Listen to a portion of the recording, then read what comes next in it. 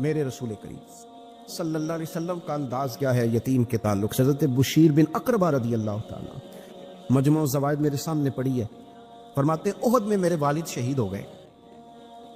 نبی پاک صلی اللہ تعالیٰ علیہ وسلم نے مجھے اپنے گھوڑے کے پیچھے اپنے ساتھ بٹھا لیا گھوڑے پہ, اور میں سرور کائنات علیہ الصلوۃ والسلام کے ساتھ گھوڑے پہ بیٹھا ہوں تو حضور مجھ سے پوچھتے ہیں تمہارے والد چلے گئے. میں رو پڑا. میں نے عرض کی حضور اب نظام کیسے چلے گا؟ آپ یقین کریں چھاؤں کا پتہ تب بھی چلتا ہے کہ جب دھوپ آتی ہے اور اس کی قدر کا احساس ہوتا ہے, محسوس ہوتا ہے. جب کوئی گھر کا بڑا رخصت ہو جاتا ہے تو یوں لگتا ہے کہ ساری چھتیں کمروں کی بھی گر گئی ہیں, سین کی بھی گر گئی ہیں. اب یکدم دھوپ آئی ہے, پھر اس کا احساس محسوس ہوتا ہے. والد کے, دادا کے, بوڑھوں کے گھر میں ہوتے ہوئے تو بڑے سارے ویسے ہی مسئلے نہیں ہوتے. بہت سارے لوگ ویسے جھجکتے ہیں, سامنے ہی نہیں آتے. تو حضرت بشیر بن اقربہ رضی اللہ تعالیٰ عنہ کہتے ہیں میں نے کہا حضور میرے ابا جی چلے گئے, اب میں اپنے آپ کو بڑی تکلیف میں محسوس کرتا ہوں. قربان جائیں, حضور نے یہ نہیں فرمایا میں تیرا خیال رکھوں گا, یہ نہیں فرمایا فکر نہ کرنا. ہمارے جملے کیا ہوتے ہیں؟ کوئی حکم ہوا تو بتانا, کوئی کام ہوا تو کہنا, کوئی ضرورت ہوئی تو فوراً فون کرنا. یہ نہیں فرمایا. قربان جائیں کیا ادائیں ہیں, کیا رنگ ہے, کیا دینے کا انداز ہے, اور کس طرح برکھا برستی ہے رحمت للعالمین محبوب کی. حضور فرمانے لگے بشیر کیا تو پسند نہیں کرتا کہ عائشہ تیری ماں بن جائے اور محمد عربی تیرے باپ بن جائیں؟ پسند کرتے ہو؟ حضرت بشیر بن اقربہ رضی اللہ تعالیٰ عنہ فرماتے ہیں کہ میں بیٹھا تو گھوڑے پہ تھا, پر مجھے یوں لگا کہ ساری ہی دنیا گویا میری جھولی میں آ گئی. سارا کچھ یہاں, اتنی بڑی بات حضور نے کر, اتنے بڑے جملے کہہ دیے. میں تو پسند نہیں کرتا, تجھے اچھا نہیں لگتا کہ عائشہ تیری ماں بن جائے اور محمد مصطفیٰ صلی اللہ علیہ وسلم تیرے والد بن جائے تو پسند نہیں؟ فرماتے بس ختم ہو گئی بات. پھر تو ہم نے دھوپ دیکھی کبھی نہیں, پھر تو غربت گویا آئی کبھی نہیں, پھر تو ہم نے دیکھا ہی نہیں مد و جزر کیا ہوتا ہے. وہ تو دنیا کی بات کرتے ہیں نا. مجھے تو لگتا ہے کہ جن کے لیے یہ لفظ آ گئے نا ان کی تو قیامت کے بھی ساری مشکلیں حل ہو گئیں, کہ تو آخرت کے بھی سارے معاملات طے ہو گئے. میرے نبی کریم صلی اللہ تعالیٰ علیہ وسلم ایک ہماری خاص توجہ, اور یہ ہمارا اپنا نفع ہے. ایک بچہ آ گیا, یتیم بچہ, اس نے آ کے عرض کی حضور 3 گھر میں افراد ہیں, میں, میری بہن اور میری بیوہ ماں. والد حضور چلے گئے اور آج نہ 3 دن ہو گئے روٹی کوئی نہیں کھائی. میں اس منظر کو بھی جانتا ہوں کہ جب یہ 3 گھر میں اکٹھے بیٹھے ہوتے ہیں اور پتہ ہوتا ہے ان کو کہ ہماری اماں کے پاس آج پیسے کوئی نہیں اور گھر میں روٹی بھی کوئی نہیں, تو پھر ان کو بھوک ہی نہیں لگتی. ہاں نہیں لگتی. اماں پوچھتی ہے تو روٹی کھانی ہے؟ نہیں میری تو, میں تو سویرے جو کھایا تھا وہ ہضم ہی نہیں ہوا. اماں جی شاہی کوئی نہیں. یہ پردے اس طرح کر کے بچائے جاتے ہیں. ایک دوسرے کو تسلیاں دینا, ایک دوسرے سے پیار کا پڑ جانا, ایک دوسرے کے لیے جذبات اور طرح کے بن جانا, حکمت الہی کے تقاضے ہوتے. یا رسول اللہ صلی اللہ تعالیٰ علیہ وسلم بیوہ ماں ہے, یتیم بہن ہے, 3 دن سے کھایا کچھ نہیں. قربان جائیں وہ گھر جہاں سے کائنات کھاتی ہے ساری. حضور نے فرمایا بلال جا کے ساری ازواج مطہرات سے پوچھ گھر میں کیا ہے. حضرت بلال کہتے ہیں میں سارے گھر ہی پوچھ آیا, ٹٹول آیا, ٹوٹل 21 کھجوریں نکلی. یہ 2 جہاں کے شاہ ہیں اور پاس کچھ رکھتے نہیں, 2 جہاں کی نعمتیں ہیں, ان کے خالی ہاتھ میں حضور کے سارے گھر کو میں ڈھونڈ 21 کھجوریں نکلی تو لا کے میں نے پیش کر دی, تو حضور نے ڈائریکٹ اس کو نہیں دی, نبی پاک نے اپنے ہاتھ پہ رکھ لی. اور کہتے پھر حضور نے نا اپنا منہ مبارک قریب کیا کھجوروں. صحابہ خود فرماتے ہیں کہ جو حضور نے منہ مبارک قریب کیا نا تو نبی پاک برکت کی دعا کر رہے تھے. 21 کھجوروں پہ برکت کی دعا ہوئی. حضور نے اس بچے کو بلایا, تھپکی دی, فرمایا لے جا 7 تیری, 7 تیری بہن کی. انہیں معمولی نہ سمجھنا ہو. تو حضرت بلال کہتے ہیں حضور 3 بھی دے دینا کبھی تو 30 سال ختم ہی نہیں ہوتی. 30 سال گزر جاتے ہیں, نکالتے رہو, کھاتے رہو, ختم ہی نہیں ہوتی. حضور نے فرمایا 7 تیری, 7 تیری بہن کی, 7 تیری والدہ کی, اور 7 حضور نے اور بھی تلقین فرمائی. فرمایا ایک سویرے کھایا کرنا, ایک شام کو کھایا کرنا. یہ لے جا. حضرت سیدنا بلال حبشی کہتے ہیں رضی اللہ تعالیٰ عنہ کہ بچہ لے کے جب باہر نکلا تو حضرت سیدنا معاذ ابن جبل دوڑ کے گئے اور جا کے بچے کے سر پہ شفقت سے ہاتھ پھیرا. کا فکر نہ کرنا, رب کریم تجھے بہترین سرپرست عطا کرے گا. پتر پریشان نہ ہونا, اللہ تیری مدد کرے گا. صرف حوصلہ دیا, سر پہ دست شفقت پھیرا. بچہ چلا گیا تو حضور نے فرمایا معاذ ادھر آؤ نا ذرا. یا رسول اللہ حکم ہو. فرمایا کس چیز نے تمہیں اٹھایا بچے کے سر پہ ہاتھ رکھنے کے لیے؟ کس نے تمہیں کہا؟ کس چیز نے تمہیں اٹھایا جو تم بچے تک پہنچ گئے؟ عرض کی یا رسول اللہ، وہ جو میرے دل میں اللہ نے یتیم کے لیے رحمت رکھی ہے نا، اس نے مجھے اٹھایا تھا۔ اور میں نے جا کے اس کے سر پہ دست شفقت پھیرا تو حضور فرمانے لگے سن پھر، جو کسی یتیم کے سر پہ خالی ہاتھ بھی پھیر دے، جتنے بال اس کے ہاتھ کے نیچے آئیں گے نا، رب اتنی خطائیں معاف کرے گا، اتنی نیکیاں دے گا، اتنے درجے اس کے بلند کر دے گا۔ خالی دست شفقت ہی پھیر دے، دینا دلانا تو بعد کی بات ہے، اس کا خیال رکھنا تو۔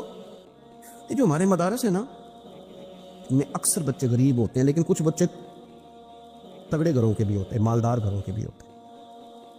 اس میں اگر کوئی ایسا بچہ آ بھی جاتا ہے نا جو یتیم ہے، کمزور ہے، تو اپنے آپ کو محسوس نہیں کرتا کمزور، کیونکہ وہ یہ نہیں سمجھتا کہ میں یتیم خانے میں آیا ہوں۔ اس کے ذہن میں مائنڈ سیٹ یہ ہوتا ہے کہ میں مدرسے میں آیا ہوں اور میں پڑھنے کے لیے آیا ہوں۔ اور کیونکہ وہ کچھ وزادار بچے، مالدار بچوں کے ساتھ وقت گزارتا ہے، اسی دسترخوان پہ بیٹھ کے کھاتا ہے، اسی کلاس میں سب کے ساتھ بیٹھ کے پڑھتا ہے، تو اس کی عزت نفس مجروح ہونے کی بجائے طاقت پکڑتی۔ وہ برابری کی سطح پہ جب آتا ہے تو اسے محسوس ہوتا ہے کہ مجھے عزت دی جا رہی۔ اس لیے مدارس اسلامیہ میری نظر سب سے مضبوط جگہ ہیں جہاں مساکین کی، یتیموں کی، غریبوں کی صحیح معنوں میں کفالت بھی ہوتی ہے، تعلیم بھی ہوتی ہے، عزت بھی ہوتی ہے، تربیت بھی ہوتی ہے۔ میرے رسول کریم علیہ السلام بڑے انہماک کے ساتھ، بڑے توجہ کے ساتھ۔ اچھا، ایک کام اور ہوتا ہے ہمارے ہاں، وہ کیا ہے؟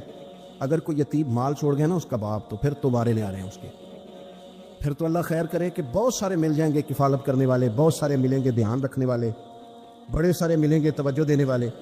قرآن مجید نے فرما دیا ہے کہ جو یتیم کا مال کھاتا ہے وہ سمجھ لے کہ میں مال نہیں کھا رہا، میں آگ کھا رہا ہوں، آگ کھا رہا ہوں، آگ۔ سورہ نساء دیکھیے۔ ہمارے ہاں اگر تو وہ مال چھوڑ گیا ہے تو پھر تو بہت سارے رشتہ دار مستقل اس کے محلے میں مکان لینے کو تیار ہو جاتے ہیں، الا ماشاء اللہ۔ پھر تو بڑے سارے ایسے بھی رشتہ دار بن جاتے ہیں جن کو والد کی موجودگی میں کبھی زیارت کا موقع بھی نہیں ملا تھا۔ یہ مال جو یتیم کا ہے اس کی تو زیادہ حفاظت کرنی تھی۔ ہم کئی دفعہ مسئلہ بتاتے ہیں، لوگ فتویٰ بازی شروع کر دیتے۔ مجھے بلایا گیا کہ ایک صاحب کا انتقال ہو گیا تو ان کا ختم شریف ہے، تو بچے ان کے نابالغ ہیں، تو میں نے کہا کہ آپ اس طرح کریں، ان کے مال میں سے زیادہ پیسے نہ صرف کریں۔ نہیں بڑے پیسے کمائے ہیں جی، اس نے ساری زندگی باہر نکالی، یا تو لاکھوں کروڑوں کمائے ہیں، تو چھوٹا گوشت پکائیں گے، بکرے کا گوشت پکائیں گے اور ہم ان کا ختم شریف دلائیں گے۔ تو میں نے کہا صاحب آپ رشتہ دار ہیں، ان کے بچوں کے مال کی حفاظت کریں۔ ختم شریف تو اس میں گوشت زیادہ ہونا ضروری نہیں، اس میں تو درد سے دعا کرنا ضروری ہے، اس میں تو تلاوت قرآن پاک کے سال ثواب میں ضروری ہے، ذکر اذکار ضروری ہے۔ اب شعیب علیہ السلام کی قوم ناب تول میں کمی کرتی تھی، اللہ تبارک و تعالیٰ نے ان پر بتا عذاب کس طرح کا بھیجا۔ شدید گرمی ہوئی، اللہ ہمیں محفوظ فرمائے، سارے آمین کہہ دیا۔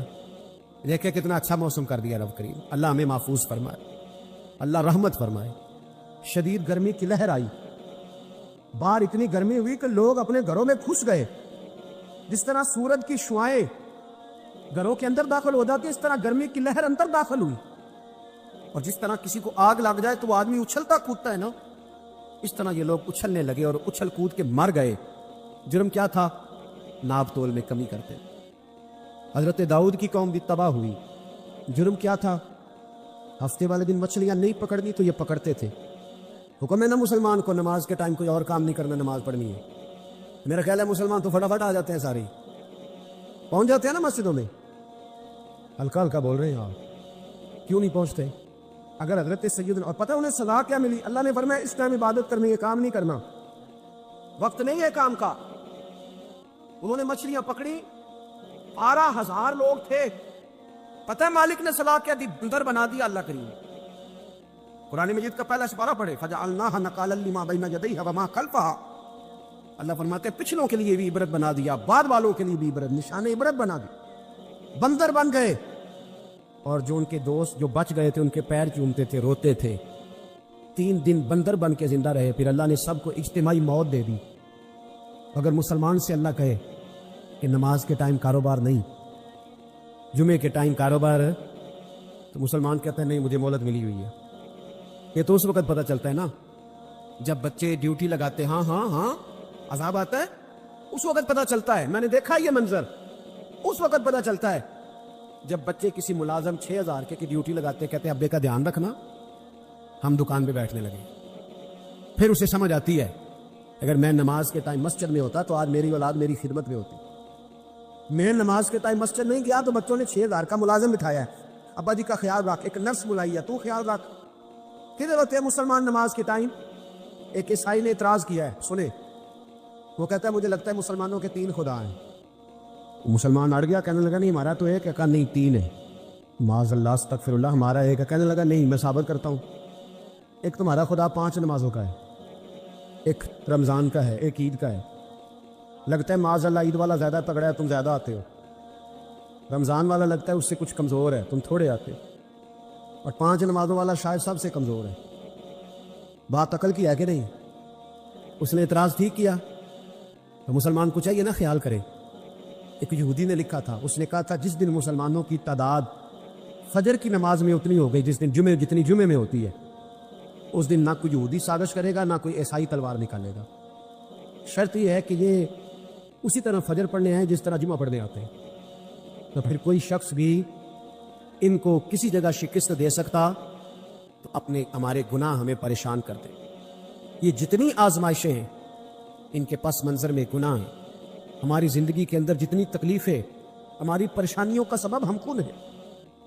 بہت ساری جگہوں پہ ہم غلطی کرتے ہیں, اس کی ہمیں سزا ملتی. غلطی کی سزا. ایک نوجوان نے مجھے بڑی گہری بات سنائی, میرا قریبی تعلق تھا. کہنے لگا گھر میں بڑا مسئلہ ہے, بڑی پریشانی ہے. ماں اور بیوی کا ماحول اتنا سخت ہو گیا کہ نمٹ نہیں سکتا. آپ یقین کریں میں نے ڈیٹیل سے ساری چیز کو اسٹڈی کیا, میرے پاس اتنا وقت نہیں ہوتا, پھر بھی میں نے اس فیملی کو پورا پڑھا. تو غلطی نوجوان کی نکلی. نہ اس پہ اماں اعتبار کرتی ہے نہ بیوی اعتبار کرتی ہے. اس نے جھوٹ بول بول کے اس طرح کی ماحول پیدا کر دیا ہے کہ کوئی اس پر اعتماد کرنے کو تیار ہے. اگر آپ ناراض نہ ہو تو ایک بات کروں, پتہ ہے گھر میں ماحول کب خراب ہوتا ہے؟ باہر والے ہماری تقریر سنتے ہیں, گھر والے ہمارا عمل دیکھتے ہیں. جب وہ دیکھتے ہیں نا کہ یہ کس طرح کا شخص ہے, اس کے رویے, اس کا کردار, اس کا لب و لہجہ کتنا برا ہے اور یہ کردار کا کتنا کمزور ہے. اعلیٰ حضرت فرمایا کرتے تھے نیک وہ ہوتا ہے جس کی تنہائی صاف ستھری ہوتی. اس لیے ماحول بگڑ جاتا ہے. یہ جو ہم کہتے ہیں نا میرے سجن بڑے بنتے ہیں پھر ٹوٹ جاتے ہیں, کچھ لوگ ایسے ہوتے ہیں جو ان کے پاس جاتا ہے انہی کا ہو جاتا ہے. وہ کہیں اور کے قابل کیوں بلا؟ اس لیے کہ ان کے کردار میں ٹھنڈک دیکھتا ہے, ان کے لب و لہجے میں مٹھاس دیکھتا ہے, اس شخص میں اتنی خوبصورتی دیکھتا ہے کہ اسی کا بن جاتا ہے. حضرت ابراہیم بن ادم کے پاس ایک نوجوان آیا, کہنے لگا میں گناہ کرنا چاہتا ہوں. فرمانے لگا بالکل کر, اللہ کا دیا ہوا رزق کھانا چھوڑ دے اور گناہ کر. کہنے لگا یہ نہیں ہو سکتا. فرمانے لگے چل پھر اس طرح کر, رب کی زمین پہ نہ رہے, کسی اور کی زمین پہ چلا جا. کہنے لگا یہ بھی نہیں ہو سکتا. فرمانے لگے چل اللہ کی چھت سے نکل جا. کہنے لگا یہ بھی نہیں ہو سکتا. تو آپ رو پڑے. فرمانے لگے پھر جناب اسرائیل جب آئیں تو ان سے کہنا مجھے 2-3 سال کی مہلت دے دے, پچھلی میری گناہوں میں گزر گئی, میں ذرا 3 سال عبادت کر لوں. تو وہ شخص بھی رونے لگا. کہنے لگا حضور وہ مہلت نہیں دیتے, وہ جب لینے آتے ہیں تو پھر لے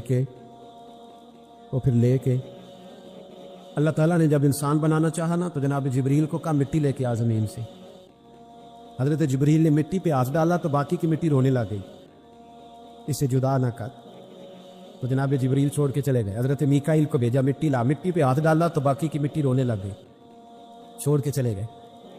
جناب اسرائیل کو بھیجا, مٹی پہ ہاتھ ڈالا تو باقی کی رونے لگ گئی, چھوڑ کے نہ جاؤ. حضرت اسرائیل فرمانے لگے تیرا رونا دیکھو کہ رب کا حکم دیکھو. وہ لے گئے, جب پیش کی تو رب کریم نے فرمایا اسرائیل جان نکالنے کی ڈیوٹی بھی تیری, تو مٹی کو لے آنا, باقی مٹی روتی بھی رہے تو روتی رہے. جب میرا فیصلہ آ جائے تو پھر اس میں کوئی گنجائش ہے. ہم کھاتے بھی اللہ کا ہیں, نافرمانی بھی اس کی کرتے, زمین پہ بھی اس کی چلتے ہیں, نافرمانی بھی اس کی کرتے, حکم کسی اور کا مانتے, چھت پہ رب کریم کی رہتے. اس طرح نظام نہیں چلتا. میرے بھائی یاد رکھ لو, گناہوں کی سزا ملے گی, زندگی تنگ ہو جائے, یہاں بھی آزمائش ہوگی اور وہاں بھی. میں نے درس میں کہا تھا, پھر بات کہتا ہوں, یہ میں اپنے لیے کہہ رہا ہوں, توجہ ہے میری بات پر. دعا فرمایا کرے کہ جو کچھ ہم نظر آتے ہیں اللہ ہمیں ویسا بننے کی توفیق بھی عطا فرما. اللہ ویسا بننے کی یہ مشکل معاملہ ہے, مشکل. لیکن نا ایک آدمی سیاستدان ہے, اس نے بڑے اچھے نعرے لگائے, انقلاب آ جائے گا, میں غریب کا بھلا کر دوں گا, میں یتیموں کے سر پہ ہاتھ رکھوں گا, میں مجبوروں کی مدد کروں گا, میں دکھیوں کی مدد کروں گا, مزدوروں کو. اس نے اچھے اچھے نعرے سکھائے, اچھا اس نے پیغام دیا. اندر اس کے یہ تھا کہ اقتدار ملے گا تو مرضی کروں گا. لوگ اس کے گرد بھی گئے, اس کی گاڑی کے پیچھے بھی بھاگے, لوگوں نے اس کے نعرے بھی لگوائے، جیب سے پیسے لگا کے اس کے پوسٹر بھی شائع کیے، لوگ اس کے گرویدہ ہو گئے، لوگوں نے پوری، اور میری قوم نے تو بیچاری نے کئی دفعہ دھوکے کھائے، جس نے نعرہ لگایا غریب اسی کے پیچھے مسیحا بن کے چل پڑا، آج دھوکہ دے لیا، لوگوں کو پیچھے لگا لیا۔ یہ بتاؤ اگر راز کھل جائے، اگر راز کھل جائے کہ یہ دھوکہ دے رہا ہے، یہ فریب کر رہا ہے، تو لوگ اس کا کیا حال کریں گے؟ یہ راز قیامت میں کھل جائے گا۔